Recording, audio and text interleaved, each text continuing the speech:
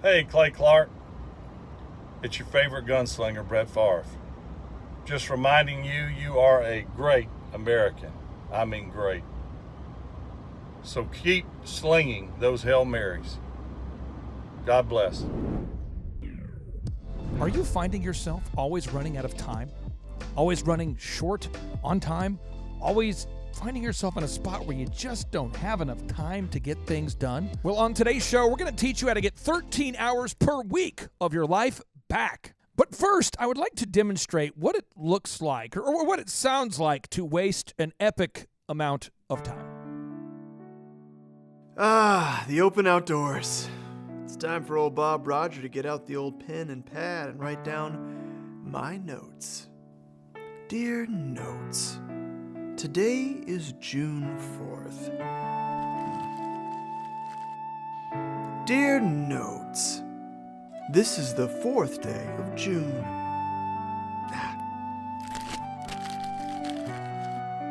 Dear Notes, it's the day before the 5th of June. Dear Notes, it's 15 days till June 19th. Dear Notes, the month is June, and it's only just begun because, you see, it's the 4th. Dear Notes, it's 6-4. Dear Notes, it's Monday. Sincerely, Bob Roger. P.S. I need some more paper. Pull it through the paint, wiggling it. See? Wiggle it. Or start with just... Some shows don't need a celebrity narrator to introduce the show, but this show does. 2 men, 8 kids, co-created by 2 different women, 13 multi-million-dollar businesses. Ladies and gentlemen, welcome to the Thrive Time Show. Now, 3, 2, 1, here we go! Started from the bottom, now we here. Started from the bottom, and we'll show you how to get here. Started from the bottom, now we here. Started from the bottom, now we here. Started from the bottom, now we here. Yes, yes, yes, and yes. Thrive Nation, on today's show, it is a very special occasion because, Z, we're going to help you, the listener, regain 13 hours of your week back. That's awesome. 13 hours, Z. That's a little more than half a day. I mean, I just, I don't want to use math on you or anything. Let's start off with this idea, and see if you want to argue with me. We have not rehearsed this in any way, shape, or form. I believe fundamentally that time is your most important asset. Do you agree with that, or would you say something else? I mean, do you believe in bronze is our most important asset, or silver, or money? Precious gems, maybe. I don't Bitcoin. know. In your mind, what is the most precious asset? Is time the most precious asset? I would say that it probably is because they don't make any more of it, and it just keeps on a ticking. I mean, even as we're doing the show, it's a ticking. And we only have so much time, only so much time in a day, only so many times in a week. And it's how you use that, the most precious assets, is what I think separates winners from losers. Well, we had a guest on the show earlier this year by the name of Nir Eyal. Nir Eyal. He's a best-selling author, and he recently wrote this book called Indistractable. Indistractable. And as I was going through his book, Indistractable, I thought, you know what? The Thrive Nation needs to know about this book and needs to know about a couple big ideas in the book. And one idea he has in the book, and I need you, Z, to teach us the moves. I'm right here. To help set us free. He says the average American is spending 13 hours a week stuck in a hunched over position responding to email. 13 hours. It's so funny the other day. I had, I own several businesses, as we all know. Yeah. And I had one of my controllers was telling me, said, finally she texted me and said, I need this thing to wrap up some year end, to wrap up some stuff, I said, oh, okay, well, I'll swing by and sign. I get it signed and we'll, finish it up. And she said, well, I emailed you so many times about that. I finally looked at her and I said, haven't you figured out by now? I don't do emails. I don't read emails unless I'm specifically looking for one or needing one. So I'm like, if you want to get me, you text me or call me. But emails, I mean, that's just a delete game. And I know there's somebody out there that's saying, really? You mean to tell me that you are giving me advice right now as a business owner to not check email? Well, I'm going to give you some rules for email, and so you can kind of break down the rules here Okay, for let's me. break them down. Rule number 1: your company should respond to client emails or customer emails. If anybody's paying you or you're paying them, your company needs to respond to that, but you don't have to. You don't have to. But I think a lot of business owners can't seem to they can't seem to separate themselves from the addictive behavior that they've been doing emails for so long that now you see business owners who have 20 employees, 30 employees, 40 employees, and they spend their day as the owner doing what is perhaps the lowest level activity possible, and it's responding to random emails. Help somebody out there. There's somebody out there listening right now who can relate to this, because the average person is spending 13 hours a week via email. I know it's crazy. I loved your story you told a few weeks ago about how on the weekends you unplug from the Matrix. I do, yes. And that's what we're talking about, is unplugging from the Matrix. And if you've never watched The Matrix, go watch The Matrix. Okay. So anyway, you turn off your phone for the weekend. Every weekend. Every weekend. You're very relevant with your kids. And and then whenever you do turn your phone on Monday morning, there is this festival of lights. A festival of tick, tick, tick, tick, tick, tick, tick. And I love the narrative where you had a former client Oh my gosh. reach out to you in just a panic mode on like late Friday night. And then Saturday, just multiple times, panic, panic, panic, panic, panic, panic. Sunday, panic, panic, panic, panic. Right. And then Sunday evening late goes, oh, never mind, I got it figured out. This week's narrative was kind of almost as funny. There was somebody who I agreed to meet with tomorrow, Tuesday, at a set time. And on Friday, the message comes in and says, just confirming, we're going to meet Tuesday, right? Question mark. So that was Friday night, I guess it came in or something. I didn't see it. Didn't see it Saturday. Saturday, it's, hey, just confirming, making sure we're good for Tuesday. Yep. Sunday, hey, I just want you to know I can't meet Tuesday. Monday, did you get my message? That's 4 interruptions from my kids I would have had. I know, and 4 from the same person. And I'm going to give you guys a little bit of, just take a deep breath, because this is very stressful to think that you could ever be disconnected from the litany of emails that constantly are pushed out to you. Just think, meditate on this. Will somebody die? They might. If I unplug? Because you didn't get the email. Will somebody die? What if my kids are trying to reach me? If it's really important, they'll figure out a way to get it to you. Oh, boy. So a lot of times, it's just like you said with these things. I mean, people email you something and they want a response, but that doesn't mean you have to give them a response. Now, if you are, like Clay said, if you are the person that's hired to read and to respond to emails for your company, that's a whole different keg of, can of worms. We're talking about, like me, I don't sit there and read emails. I don't really even look at emails. And I figured, to me, if it's important and they know my email address, they can call my office, get a hold of my personal assistant. They can figure, if it's important, then they will get in touch with me. They'll call me or they'll text me. Now, text messages I do listen to, but those aren't just random push messages. It's getting a little bit more that way anymore, but they're quick, they're easy. Bam, I get rid of them, and they're not. It doesn't bother my lifestyle like emails and formulating a response, and then, or do you have to respond, or oh my gosh, because to them it's. And I love the ones that come in on the capital letters: urgent, emergency, and I don't even look at those. And I figure if it's urgent, if it's an emergency, you don't send it by email. That's just the way it is. So, I mean, for me, it frees up my life. It frees up my day. I probably spend more time trying to unsubscribe to cred that you get subscribed to. I think there's a whole barter system based upon Bitcoin, and then the second most popular bartering system is email addresses. I'll give you 10, you give me 10. I'll sell you 5, you sell me 5. Think about this idea for a second. If you waste 13 hours a week responding to emails, and there's 52 weeks in a year. That's going to take us to a spot where you go, that's kind of a big number. That's kind of a big number. And then you say 10 years. Yeah. 10 years. So for every decade, Holmes, every decade, you are losing 169 40-hour weeks every decade.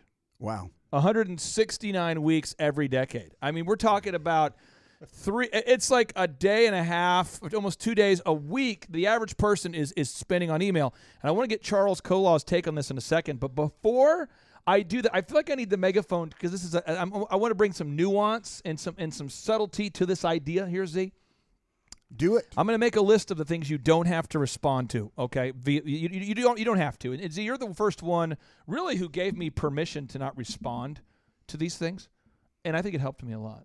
So I'm going to bring up these things. Okay. And you can unpack them. I'm just going to list them off. These are things that we don't have to respond to, but we feel like we have to. So here we go. Hey, before we do that, Yeah. I think Charles wants to. Charles has a hot take and right he's- now. he's a We're big- going live and hot to Charles right now in the booth here. Yes, Clay. A few months ago, Clay was talking to me about emails because I get lots of emails coming in. Oh, yeah, you and do. My leadership team was sending me a bunch of different stuff. We have 2 different projects right now going. Oh, yeah. And I was like, man, I'm getting these emails in, and he says, death by email. I'm like, what is that? He's like, that's when people just send you email after email after email. It's like communicating like in text messages back and forth by email. And that stuff was all funneling in from some of my leadership team.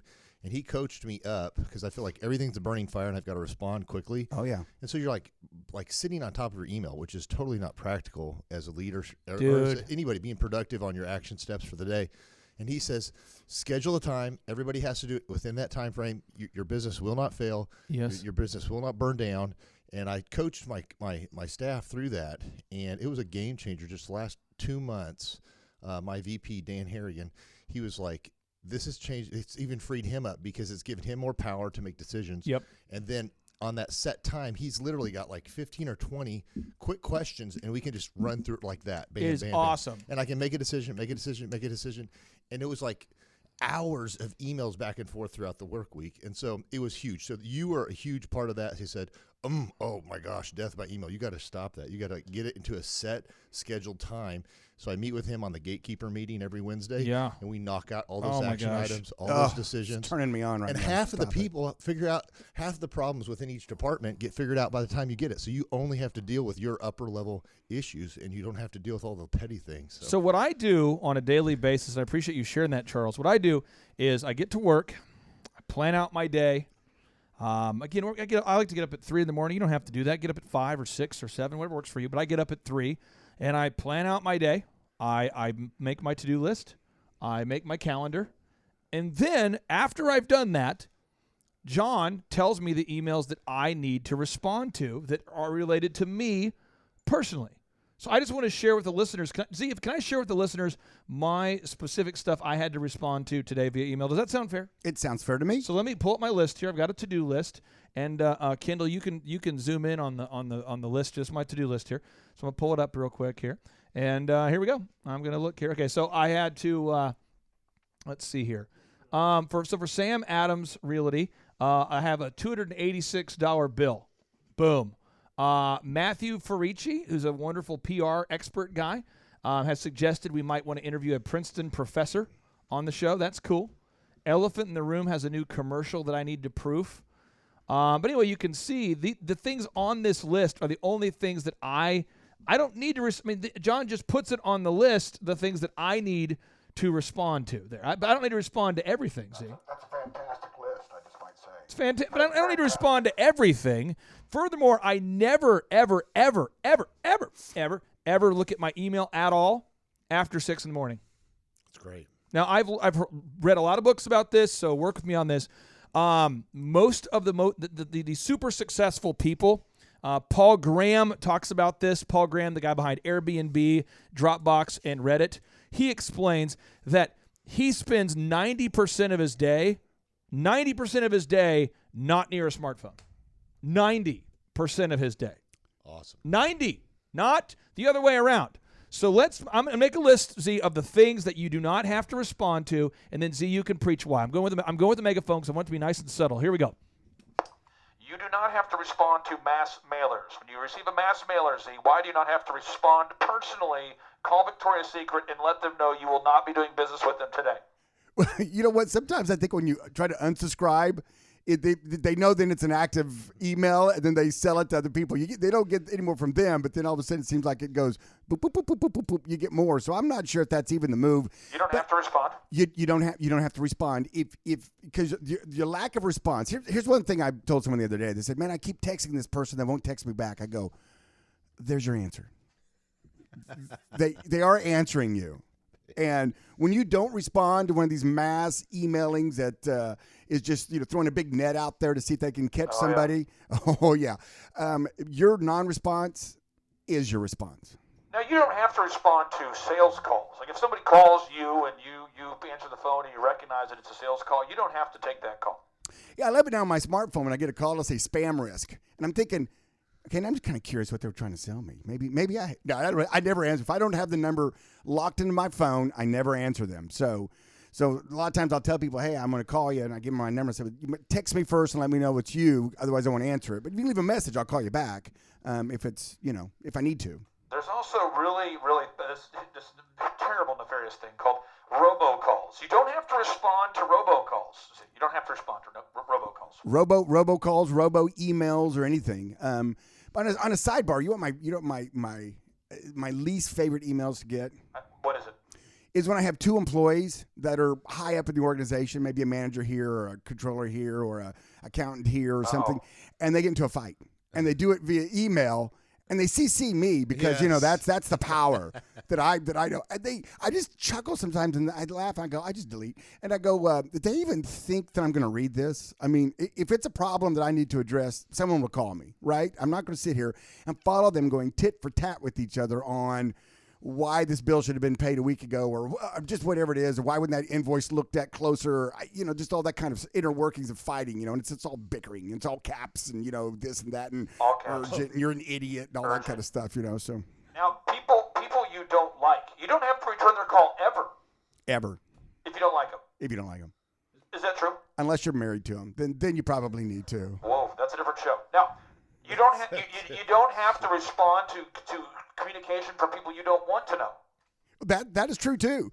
I mean, you get to choose the people you talk with. You get to choose how you spend your day. If you want to. If not, you can just let all these push notifications and emails and spam calls and robocalls, and you could eat up pretty much your entire day just working that alone. You don't have to respond to Facebook invites or birthday. The old birthday move. Hey, it's your birthday. Now I'm going to spend I'm going to force you to respond to my birthday well wish to you. You don't have to respond to that. Yeah, I challenge you this. Fasting is something good for us. It's good for our mind. It's good for our bodies. And you don't always just have to fast from a food item or food groups. I would give you this. I'd give you a 30-day fasting challenge. Everybody listening out there, our listening audience, and that is from social media. Just unplug it. I mean, delete it off your phone. Delete it off your computer. Facebook, Instagram, Snapchat, anything you have on there that is a social media app, delete it for 30 days and see how you feel. It's kind of like, not eating, kind of going vegan for 30 days or doing like Charles does and eat nothing but chicken and cottage cheese and water or so. I don't know what he does, but anyway, meat and vegetables. That's all he does over there. And the first few days, because they have designed those to be addictive. If you don't know that, now you do. They've designed them to be addictive, and they kind of mess with your brain a little bit because addictions are that way. So the first few days may be tough. I mean, maybe going, oh wow, I wonder what Billy posted, because Billy always posted. He always posts something really cool every day. He always posts an uplifting, encouraging, edifying statement, and I need that today. So I'm going to get back on Instagram and just look at that, because that's good for me. No, don't. Go 30 days without social media and see how you do. And I bet you when you're done with 30 days, you're happier, you were more productive, you got more stuff done, you were less upset over some silly argument that was happening on Facebook about whatever Trump did, the last Trump thing he did, or whatever.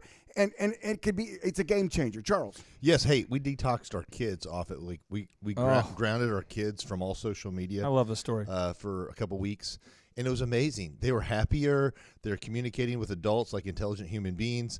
You could sit there and have dinner, and they're interacting and talking about their day. And I'm like, look at you guys. You guys are so much happier without all of these distractions. It's amazing to me how much joy it brought in our house. I call it gamer face. Gamer face. It's when people have been playing video games too long. Yes. And you see them, and they're like, and you go, hey, no, seriously, how are you? Yes. It's a gamer face. It's like it is. It's weird. It's game. Back in our day, we didn't Video have all games. this, but video games were a thing because that was one of the episodes. Guys would stay up all night for days playing a game. Bro, I played Galaga for 7 days straight. I nearly beat my record twice. Bro. You smell like fish. Have you taken a shower this week? No, I just was trying to get the next level. I mean, just get out of there. I can't get past that one boss, man. I'm so close. Now, other things you don't have to respond to. You don't have to respond to LinkedIn messages. Nope. You don't have to respond to YouTube messages. Nope. You don't have to respond to text messages or voice messages. Now, this is what's crazy. If you're an entrepreneur, you are going to feel the need to respond because you had to be super responsive to build that baby business. Oh, yeah. So now you feel like you have to respond because you're that guy who can't handle the voicemail being full. Now, this is some really crazy crap. As we've started interviewing more billionaires and millionaires on this show, I have discovered that almost every billionaire and millionaire that we've interviewed on the show doesn't actually have a voicemail. Like this is their voicemail. The typical voicemail is, "Thank you for calling Clay Clark. We appreciate your call, and please leave your name and number. Please leave your name and number after the beep, and I'll get back to you." Something like that. But when you call these super successful people, their voicemail is just a click. Like it just boop, and there's nothing there, and it says this voicemail box is full. So I thought what I would do a couple years ago, I'm gonna call my own voicemail here and see what happens. I had Andy, my friend who's British, do my voicemail, and it is the best ever because people don't leave voicemails, and if they do, let me cue it up here. It's intimidating. Let me see if it works. His voice comes on there, and it's just I like to call it just to hear him. I'm gonna call it. Please enter your password, then press pound. I don't know what happened. What'd you do? What happened? That's my current voicemail, I guess. It's just great. Isn't that great? It's like, what happened? And so people tell me all the time, like, dude, I tried leaving you a voicemail. Is your phone messed up? I love that. Yeah. It is yeah, awesome. Yeah, it's messed up, bro. Sorry. It's always messed up. Oh, a man. glitch. And It's if you dress like this and you have a voicemail like that, no one's going to try to talk to you. No one. It's so good. It's awesome. So good. It's the move. It's great. It's the move. It's hard to even get service at restaurants when you dress like this. But the point is, if you're either gaining traction or distraction. And here's the teaching moment, okay? Picture, Z, we've got Nir Eyal talks about this in his book. He says, picture a line going from left to right. And if you're watching on video right now, I'm not sure how this will reverse out, but just picture a line from left to right. And Z, every time you do something that gets you closer to your goal, that's called traction. Traction. Every time that you do something that takes you further away from your goal, that's called distraction. Distraction. So you have to ask yourself, by taking that call, are you getting closer to your goal or further away? So this book I'm working on right now called Mastermind Manuscripts. See, we've got some huge people that have agreed to be in the book so far. We got John Maxwell. Oh, yeah. He's down. We got John Maxwell. He's in. Hurst Schultz, the co-founder of Ritz-Carlton, is in. Oh, yeah. We've got, big names. But guess who shut me down this week? I think I was there when they shut you down. I think Seth Godin shut me down. And I'll tell you why he shut me down. Because apparently I'm a distraction. I think. Because I'm not getting him closer to his goal based upon the overview of the book. Mm-hmm. And I know that Seth is becoming increasingly guarded with his time because he recognizes he has less of it. Right. And I'm not mad that he rejected me. Ross Golan, the Grammy Award-winning artist, he told me no. So apparently I'm a distraction, and I'm not offended by it. So you've got to ask yourself, when you check, so let's do this, Kendall. Let's pull up my Facebook. Z, I'm going to pull up my Facebook here. And I'll read some of the messages, and you tell me if I should respond to these, okay? I would pull up mine, but I don't have a Facebook. Oh, nice. I'm pulling it up here. So here we go. I'm pulling it up. It's kind of fun when you haven't been in it a long time and you go in here. So I've got a guy who's hey, you're actually filming their. This is not going to work if you film their actual names. This is too transparent. Let's be semi. Can you blur it maybe or something? Or geez, this guy's putting me. Okay, so I got 5 people that are having birthdays right now. I guess it's telling me I got 5 people I know with birthdays. Oh, that's nice. In order to be a good person, do I have to let them know happy birthday? Am I a bad person if I don't do that? No, no. I used to feel like I was a bad person. No, it's no to both. So I don't have to? You don't have to. Okay. I got another person who wrote a comment, very nice comment, about one of our businesses, and they're very appreciative, and I appreciate that they're appreciative. That's great. But do I have to respond to the comment? No. But I have people on my team that are on top of that, but I don't have to. And then you get these private messages. Devin, how do I get to my private messages? What do I do? It's been, oh, wow, I got friend requests here. Whoa. Oh, my. Oh, yeah, let's do eeny. Really, somebody wants to be a friend with you. Let's do eeny, meeny, miny, mo. Let's go. Yes, that's eeny, meeny, miny, mo. I did it, and I guess I need to do this for 13 hours. I haven't done this in I haven't done this in I think 13 months. Even been in here. Let's hit the confirm button. Let's do that. And now let's go. I mean, where are the messages, Devin? How do I get to the one with the little that guy. Oh, this is where they're a direct message. Oh yeah. Oh no, this is gonna be awkward because I got a message from my mom, and I love my mom, but I equally discriminate. I never respond to anyone's messages. I don't, and you know why I don't? Because in there are things that I don't want to deal with. I know. That's the other thing, too, about not responding to these things and not having social media and not doing all that. Ignorance is bliss. Yes. And the other thing that I think is kind of the sidebar of this whole topic we're talking right now. Yeah. I'm kind of addicted. Is now. I'll let him have his little Facebook moment, get his endorphins going good and solid there. Is what you're going to do with those 13 hours. There we go. You say, well, I'm not going to do emails, but now that gives me more time to play Xbox, and then you just flip it for Xbox. It's a net no gain. So, people are all the time saying there's not enough time in the day to do the things that you're telling me to do. Right. They come to our business conferences and they get all excited, they get all hot and bothered, and they write everything down, they get their free books, they get their free stuff, they shake and greet a lot of people that are in the same same place that they are in life, maybe not the same industry, of course, but the same place. And then they go home, and then you check in with them later, they check back in with you later, and you say, well, did you get XYZ done? And they're like, I just don't have time. I just don't have time to do it. And that's one of the things that I hear a lot is that when people come up and say, I want to start a business, and you go, what's the first step? You tell them the next step. We give them the little pathway to get there. Give them the path. There it is. And then when you check back in with them a month later, you go, well, did you get step 1 done? And like, I can't find the time.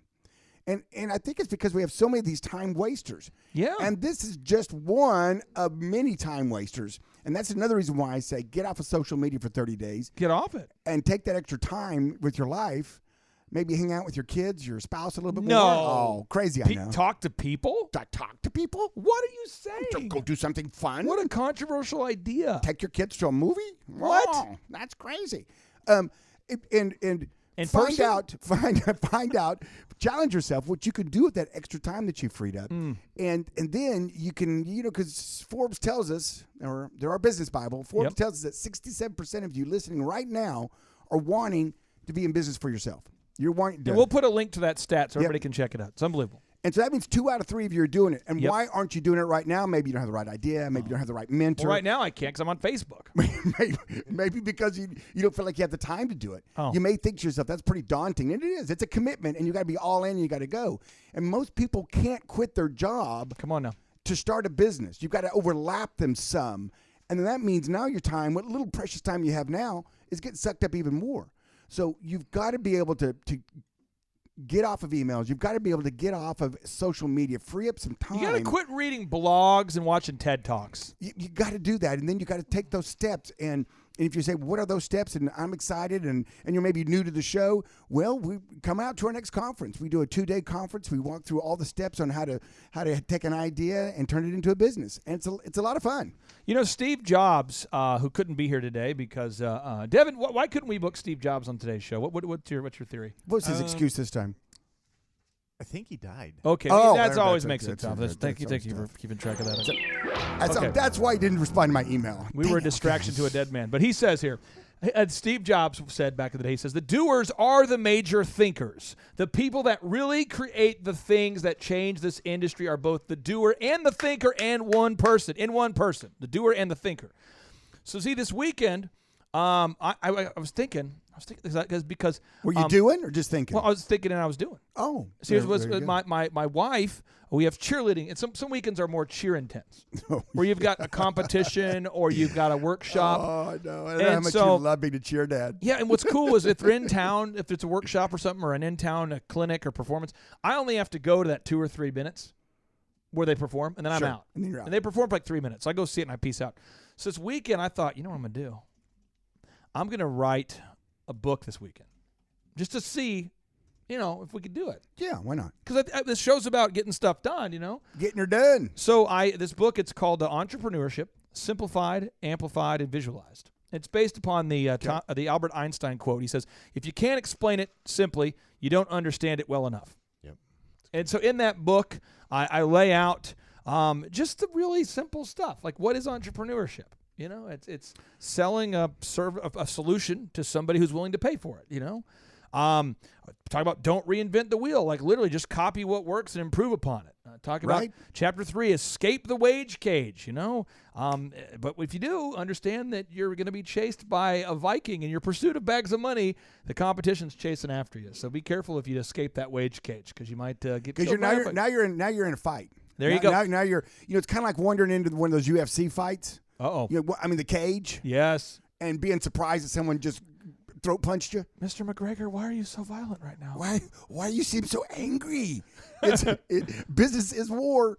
And people go, oh, that doesn't sound like fun. Well, it's fun when you win. Trust me. But it's fun when you win. I see people, though, pastors, doctors, dentists, lawyers, people who are very successful, who say, I don't have time to write a book. I just did it this weekend. And you say, well, how long of a book is it? Well, right now, this one will come out to about 200 pages. You just shamed me. No, I'm not shaming you. No. You did. I'm doing it to myself because I've been wanting. I have a book that's just practically written. I just got to sit down and do it. Well, I'll sit down with you for a weekend and do it. Okay. Well, I'll stop doing my emails and then I'll have time to do it. So. This is the 3 things we need to get a book out of you. Okay. A red Solo cup. Okay. Red Solo cup. Vodka cranberry. Vodka cranberry. You and me, and I'll come out with a book. That's 4 things, isn't it? No, because if it's you and me, I just made it once. It's 3. Oh, and vodka cranberries. I guess that's the same thing. Well, technically, we have like 5 things we need. I know 5 things. Well, you're just kidding. It's and a computer. The list is getting long. No, but seriously, it's just the time of sitting down to do it. And I can tell you this: about every hour I'm working on the book, I'm like, frick, because it's tough. But then you get up, you burn some pinion wood, you get back after it. I was so mad at myself because writing is so hard for me. I said, I'm going to build that freaking path out there. That's what I did. I built that rock path, and I am forever grateful. Rage. I'm forever grateful. I'm not sure where you started. You must have started it towards the driveway because you kind of ran out of rock. I started it towards the wide. driveway. It's kind of too wide in some places, and kind of, You listen here, buddy. Hey, I have paid a company to build that. And that company has not built it, so I've got the rocks just sitting around, and I'm like, I'm going to at least do something right now. It's like that famous sign. You could probably Google it, pull it up on the screen, but it's like that famous sign that says "Think ahead," and the think, and then the head, and then they run out of room. For the D, they can't get the D has to get really small, because they didn't quite have enough. They didn't think ahead about before they wrote it, so it's kind of. That's how I am when I write a card. I'm like, yeah, gotta cut it short. Oh yeah. Now I'm gonna read. Z, do you feel like the guy who made the Facebook like button is a credible source to discuss the Facebook like button? Let me think about that. Okay, I've thought about it. Yes. Okay, so here's the deal. Justin Rosenstein, he is the gentleman who invented the Facebook like button. All right. And there's an article in The Guardian that came out where they're interviewing him, and it's a fabulous interview. And the article is called "Our Minds Can Be Hijacked: The Tech Insiders Who Fear a Smartphone Dystopia." Google, Twitter, and Facebook workers who helped make technology so addictive are now disconnecting themselves from the internet. Justin Rosenstein had tweaked his laptop operating system to block Reddit. He banned himself from Snapchat, which he compares to heroin, and he imposed limits on his use of Facebook. But even that wasn't enough. In August, the 34-year-old tech executive took a more radical step to restrict himself and his use of social media and other addictive technologies. Rosenstein purchased a new iPhone and instructed his assistant to set up a parental control feature to prevent him from downloading any apps. By the way, Craig Rochelle, the pastor of the largest church in America, has done the same thing. He was particularly aware of the allure of Facebook likes, which he describes as bright dings of pseudo-pleasure that can be as hollow as they are seductive. And Rosenstein should know he was the Facebook engineer who created the addictive like button in the first place. A decade after he stayed up all night coding a prototype of what was then called the awesome button, Rosenstein belongs to a small but growing band of Silicon Valley heretics who complain about the rise of the so-called attention economy, an internet shaped around the demands of an advertising economy. These refuseniks are rarely founders or chief executives who have little incentive to deviate from the mantra that their companies are making the world a better place. Instead, they tend to have worked a rung or two down the corporate ladder, designers, engineers, and product managers who, like Rosenstein, several years ago, put in place the building blocks of a digital world from which they are now trying to disentangle themselves. It is very common, Rosenstein says, for humans to develop things with the best of intentions for them to have unintended negative consequences. Rosenstein, who also helped create GChat during a stint at Google and now leads a San Francisco-based company that improves office productivity, appears most concerned about the psychological effects on people, who research shows now touch, swipe, or tap their phones 2,617 times per day. Whoa. There is growing concern that as well as addicting users, technology is contributing towards so-called continuous partial attention, severely limiting people's ability to focus and possibly lowering their IQ. We go on and on. If you look up, is your smartphone making you dumb? And Devin put a link to it. The Psychology Today now reports that your cognitive learning capacity drops to a level where you're basically a fifth grader mentally when your smartphone is present and you're glancing at it while talking to another adult. Wow. And we've all seen this before. And Charles, you had a hot take. We've all been in a meeting, though, where somebody is sitting there on their smartphone in the meeting. Yep. And man, and we've all been to a movie with somebody like this. And it makes you crazy. I went to a movie as recently as very recently, and the person next to me kept doing this every 10 to 15 minutes at a very nice theater, the Warren Theater, by the way. They kept going, what's this about? What's this part about? What's going on? Watch the movie. We're here together. I know as much of the backstory about this person as you do. And about every 9 minutes, they come back mentally. What was it part about? What was it about? Charles, you had a hot take. Yes, I was going to say, you had said before that the average person has with like texts and emails and social media things about 170 dings on their phone or whatever. What was that number? Well, Psychology Today, every year they do more studies. And Devin, I'll have you put a link to the article, Is Your Smartphone Making You Dumb? And then the other one, Is Your Smartphone Making You Depressed? The number we reported 2 years ago was 90. Then it went up to 100. Now they're saying we're up to like 120. Yep. And there's some studies that are really disturbing, and I'm not exaggerating. This is very scary stuff. And Devin put a link to our interview with Laurie Santos, the professor at Yale who's doing a class on this. But see, when people kill themselves, these teenagers and college people, they're taking their phone and kind of doing like a phone biopsy, and they're looking at the phone, and they're finding that the people who kill themselves are using their smartphone about 2 to 3 times more than the people who don't. Okay. It's like they're in a perpetual argument with the world on their phone, and they can't escape it. So it's some dangerous stuff out there. It is some dangerous stuff. And don't even get me started on this whole driving and using your smartphone. I tell you what, if I had $1 for every time I sat behind someone at a light and the light would turn green, and you look over at them or you look up in front of you and they're on that dang phone, you're just like, people, really? People. The 37 seconds that light was red, you had to get out your phone and look something up. Seriously, I got bumped by an air conditioning truck the Really? other day getting off of the creek, and so I get off and I'm waiting to turn right on going north on Riverside there, past the toll, and I had to wait to merge because there's traffic everywhere, and I just get bumped pretty hard, like boom, like just, and I'm in the Hummer, I'm not mad or anything, but I get out and The guy was like, I am so sorry. I just had a customer text come in, and I was trying. I shouldn't have glanced at it. I'm not going to sue him and file a claim. He bumped into a Hummer with 200-something thousand miles on. I'm good. But he's like, I'm so sorry. I just glanced first. All it takes is just a glance, and the next thing you know, Charles, you had a hot take. Yeah, I was going to say, and that's where all those interactions every day pull you off track from your action items or your task list. That's the most important revenue-producing activities. You had started me off with business coaching. You had actually told me to shut off my phone, stick to my action items on my written agenda, and it was a game changer. Like, I thought I wasn't doing that well. I thought I was doing that well, but I wasn't, and you coached me through that, so that was huge. And a new quote that Pastor Craig just came out in one of his last sermons, he says, a distracted warrior is a destructive warrior. Oh, yes. So if you're distracted, you're being destructive to your future. If you're an entrepreneur, you're from all of your goals. I mean, your highest is. Go ahead. And also in this I don't want to take the show to a super weird place, but it's powerful. It's powerful. Pastor Craig says this is so good. He said you have to hate the distractions. Yes. And he also went on. He was talking. His talk was about adult content and pornography, and he said, yes. What is how do I, as the pastor of, and everyone should watch the sermon. Devin, put a link to Pastor Craig's last sermon on today's show notes.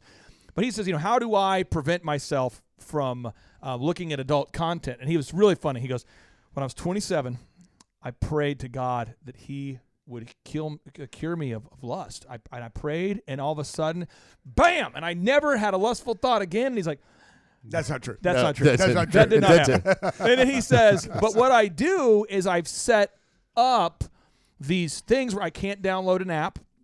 Yep. I can't go look at adult sites. And he goes, I have a keystroke recorder on my computer and all my devices. So my top, 3 or 4 people in command, they can see what I'm doing all the time.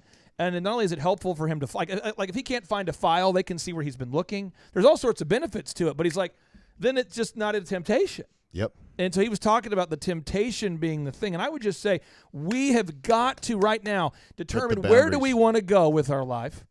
And for me, what I want to do, what I want to do is I have some books in my brain, 21 of them that are in my brain, and I have got 16 of them out. And I don't know where the other ones will be, but I had 21 in my brain, and I have 16 of them that are done. And so right now, I'm publishing. Should be out maybe this week. Devin, Podcast Domination. Are you launching that on Amazon? Is it this week or next week? I think it's still in editing. So. Okay, but we got Podcast Domination. We got If the Walls Could Talk. We've got the Entrepreneurship Simplified. We've got the Mastermind Manuscript. So I'm almost done with the books that are in my head. But let me tell you the trade-offs I've made. Really not that many. Because I don't have 13 hours a week, Z. I'm wasting on email. Right. You're the most productive human I've ever met. I was we did a podcast on Saturday morning, and somebody was looking at my schedule, and they go, "Do you block out every hour?" Z, can you talk about because you're in a different place. You're 15 years further down the road than I am. Before you ask me that, Yeah. I've just been over here doing a little Googling. Yeah, do it. and I found some interesting stuff on smartphones and car wrecks. Please. I mean, they say it's now worse than drunk drivers because drunk drivers are at least driving slow and maybe they're swerving a little bit. Semi-conscious. Yeah, semi-conscious. I mean, people that are on smartphones, they're not slowing down. I mean, they're hitting full impact. I mean, they're not. I mean, Dude, bam. it's dangerous. Yes. What it said on here? It said, hold on, let me get back up here. It says, I can say this: 26% of all car accidents were caused by cell phones. Devin, look up this. And that was in 2014. This is look this up. Look at this. This is crazy. Look up pedestrian deaths caused by smartphones. In New York, they're having people just I was at Target, and I shared this story on a previous show, but I was at Target probably about a year ago. Awesomest thing ever. See, this guy is the cool guy. You know the cool guy who wears the compression sleeve? Oh, yeah. Oh, yeah. Charles, you know the guy in the gym with the compression sleeve. He's got the baller shorts. He's got the do-rag on like he's Deion Sanders. He's the coolest guy in the world. Yeah, they got these things now. They have the masks that go over their face that helps them with the breathing. You know what I mean, though? This is the coolest guy. Yeah. You can picture him because you own a gym. You've seen the coolest guy in the world. Oh, the coolest guy in the world is walking into Target, and he is the coolest. I mean, he's the coolest guy ever. He's a cool cat. You picture the Backstreet Boys at their peak. I mean, this is like, wow, this is AJ from Backstreet Boys at the peak. I mean, This is Mark Wahlberg. This is Elvis. This guy's cool. He's cool. He's cool. He's a cool cat. And homeboy, I'm getting my cart, and homeboy walks into the door, face right into the door, full speed, because there's the opening doors, and the doors open, but he was off too far to the right, and he just walks into that wall, the glass wall, and boom! I mean, like his face and his teeth hit that thing, and it's like boom! And now he's got the Apple ear things on, the earbuds. Oh, yeah. So he's like trying to play it off, like I'm cool, and he's looking down, and I'm like watching this guy. And then, and seriously, I just because once you see him, you kind of see him everywhere. So I go over to the book section. I'm trying to get a book. Kind of see him everywhere. No, because he's everywhere now. My wife's shopping, so I'm at the book section. Whenever she shops, I just go to the book section, look for books, whatever. So I'm looking at the Gucci Man autobiography. I'm looking at an autobiography from Chip Gaines. I'm kind of flipping through some books. I get back in the line, and homeboy's doing self-checkout, but he can't pay attention long enough to check out. And I'm watching him, and I'm like, struggle bus. Come on, my man. Because people are like behind him in line. But he can't like do the card, and he can't, and the lady's trying to help him, and he just can't. I don't know what he's listening to. And so anyway, that set me off on kind of a research deep dive. And one other funny story that I just read about, but Sam Smith, the super popular pop artist, yes, he's on a subway in England. And Oh, he's yeah, that's a noticing great the guy story. next to him is blaring Sam Smith in his headphones. But so Sam Smith is sitting next to a guy who's listening to Sam Smith. Right. And so Sam Smith tries to get a conversation going, like, hey, guy, hey, what's going on? And the guy's like, no. He can't pay attention. He's like, I don't have time to listen to you, Sam Smith, because I'm listening to Sam Smith. Well, he doesn't even recognize he's by Sam Smith. What an opportunity he had. I mean, that's so funny. It's just this is the world. And then he kind of shrugged him off. He kind of gave him a shrug off, right? I personally have ADD so bad. If I'm talking on the phone and driving, I miss like every turn. Like Same every here, brother. turn. Same and here. I'm like, Yeah. I've got to never be on the phone. Never, ever. I don't even get the phone out. I like hide it away as I'm driving. Or else I will never get where I'm supposed And I to go from 0 to 60 too. So like when if I do have my phone on, so on the weekends, if I ever do, slip up and have it on, a lot of times I keep it in my car. So I usually don't. But if I hop in my car and then I get a Bluetooth ding or something because I forgot to turn on airplane mode, if it's something bad, I immediately want to solve it. Yes. And it doesn't matter what's going on. And so this is me behaving very, very, very badly about, I don't know, a year and a half ago. We had a holiday, and my phone was turned off, and somebody in my family said, hey, I picked up your phone, and I saw you had an urgent message. Could you look at it? And I looked, and it was like a DEF CON situation. Oh, I hate those. It's like a customer who wants to sue us because the haircut wasn't good, and people do this. yeah. They said, well, you ruined my haircut, and I'm just so upset, and I was, And so here we are on a major holiday, and I'm going, I'll just let it go mentally. I'll let it go. So I come back, but I can't come back because I'm there mentally. Oh, yeah. I cannot come back, and I want to come back. You want to. But I can't. And I am like seething, like nuclear, like epic. I cannot, because it's such a crazy situation. And then, and Devin, you can vouch for some of these stories. But Devin, how often do we have a client that I've worked with or a former client who they can't find their passwords or their website has crashed, a website that we no longer maintain? How often does this happen? At least once a week. Yeah. So see, then I look and it's somebody's website is down and they're more pissed. Oh, yeah. So I'm like, to Vanessa, I said, babe, and you don't understand when you're dealing with someone who has dragon energy like I have. Yes. Just pumping through my veins, a sense of urgency to get stuff done. I'm like, babe, I have to take this call. And she goes, okay, I get you, but don't take more than an hour, please. I'm like, it'll take 5 minutes. I'm not kidding you. A full 50 minutes, I'm dealing with issue 1785. I mean, I'm just flying through it because I can't. That's why I got to put it down. I am a super productive person, but when I get home, I got to turn that thing off. You got to. And see, I want to. You know your limitations, and you know that it's not self-control to put it down. You don't have the self-control that once it dings and you see a problem, then you're going to want to fix it because that's your nature. I want to give one more tip to the listeners out here today about how to get 13 hours back per week, and I want to allow you to really just educate us here in the final 5 minutes here.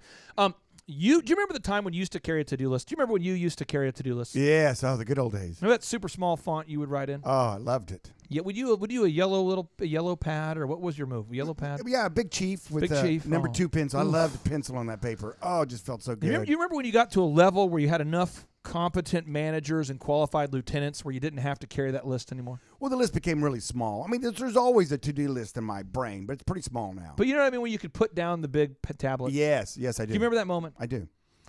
And do you remember when you used to have to block out every hour because you had so many patients you were seeing per hour? You used to have a time block every hour of your day. Do you remember that when you were like 31 years old? Sure. I do. I remember that. I do. Because I was 19, I think, when you were 31, 32, something like that, yeah. And do you remember that, though? You had blocked out your calendar, and you were still seeing occasionally you were seeing patients? Patients and then reps and all kinds of things, you know. Now, what happens if someone tries to live like you now, but they're not there they're not there yet? Like, they're still on the spot. Because, like, I still block out my calendar because I got a lot of things I'm working on that require that kind of thing. Sure. But you've got a big old team of people now, and you don't have to do that anymore. What would happen if you were a 31-year-old man, 27-year-old guy, 25-year-old startup guy, and you didn't have that to-do list, and you didn't block out that calendar, and you weren't fastidious about writing crap down at that age in your career? What would have happened? Well, I hate to think, and it's probably contributes to 90% roughly of all businesses that start up fail. I mean, this is Forbes, 8 out of 10, 9 out of 10, call it 85%. I mean, you pick a number, but a lot of businesses fail. And I think it's because people start the business and they treat it like it has been around for 20 years, that it is they have someone they can count on, that they don't have to double check, that they don't have to block out their day. They don't have to really be accountable for their to-do list and really stay on top of it and just always working on it as well as working in it. So there is that balance when you start. You have to not only work in it, but that's not all of it. You've got to work on it. And working on it's having your to-do list, blocking out your day, scheduling things, and being very purposeful. It's always, to me, it's about being purposeful. And if you're not purposeful with your moments, with your minutes, with your hours, somebody's going to grab them from you. Because the game out there right now is, by getting your attention, I can monetize that. By getting you, by getting your attention, by getting you to look at something, and by looking at it, that's step one. And then all of a sudden you click on it, and it takes you to that website that's selling that product. Step two.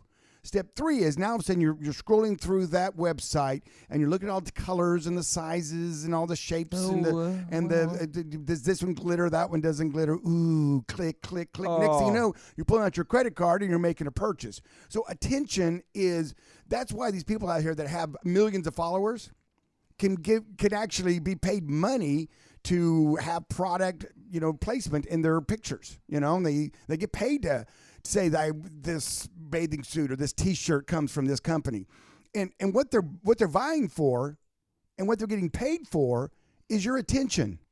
So if you're not purposeful in what gets your attention, there are so many people out there fighting and scrambling and writing new code to get to the bells and whistles to get your attention. And that's what we're talking about, is being in control and being in charge of your attention so that you can get some stuff done and you can take your life from here over to there, Now, if you're a business owner, let me tell you how to really make a lot of money as a result of the jackassery.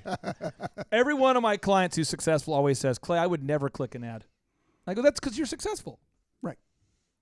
All right. So now, but the average person will click that ad. Oh, yeah. I mean, they'll click that ad once. They'll click that ad twice. They'll go down that Google rabbit trail. They'll chase that ad. They'll click that ad again because they're looking for something to do called a distraction.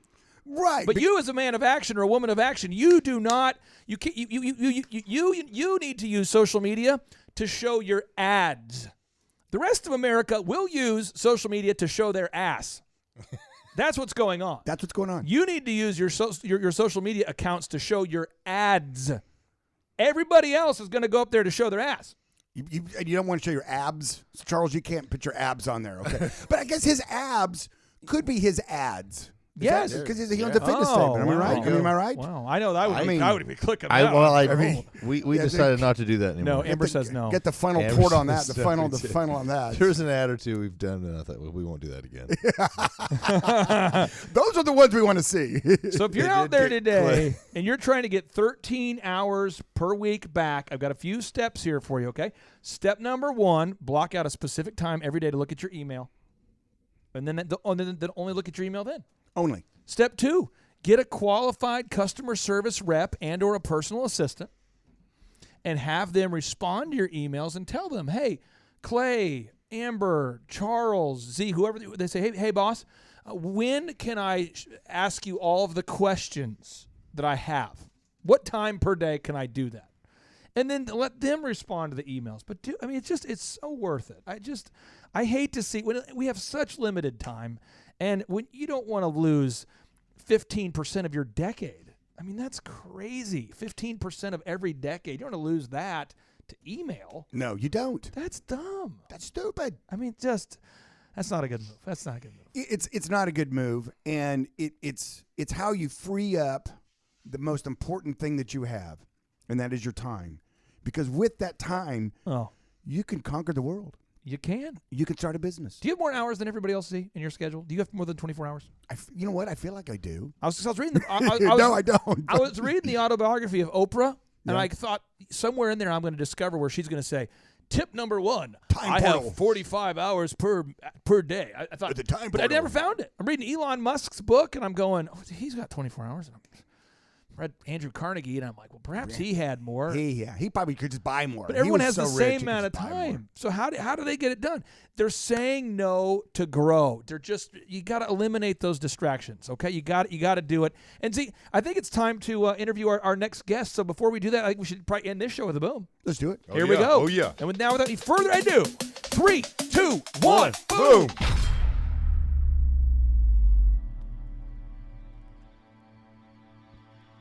There have always been people who don't believe. They don't believe in hard work. They don't believe in responsibility. Ultimately, they don't believe in themselves. They believe in shortcuts, in luck. They believe that outside circumstances control who succeeds and who doesn't. It's just the luck of the draw. But you are not one of these people. You believe that no matter what your circumstances tell you, success is still possible. And you accept this responsibility because you want to achieve something great. You're hungry for it. You chase it from the moment your eyes open in the early morning. You chase it into all hours of the night when others have given up, when others have said that it couldn't be done. You've kept pushing because you believe that success is not a game of chance. Success is a choice that you make every single day. That's what you believe. Discover the world's most affordable and effective business school today at ThriveTimesShow.com.